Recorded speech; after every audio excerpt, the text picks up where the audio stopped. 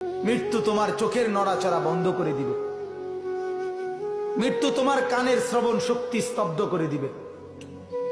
মৃত্যু তোমার ঠোঁটের নড়াচড়া বন্ধ করে দিবে।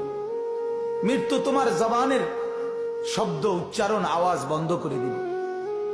মৃত্যু তোমাকে তোমার কণ্ঠস্বর স্তব্ধ করে দিবে।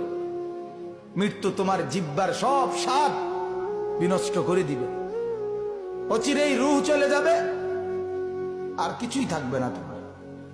না কানের শ্রবণ শক্তি, না নাকের ঘ্রাণ শক্তি, না চোখের দৃষ্টি শক্তি, না চামড়ার অনুভব শক্তি, না পায়ের চলার শক্তি, না কল্পনার বিবেকের দিমাগের চিন্তা ফিকিরের শক্তি, কিচ্ছু থাকবে না।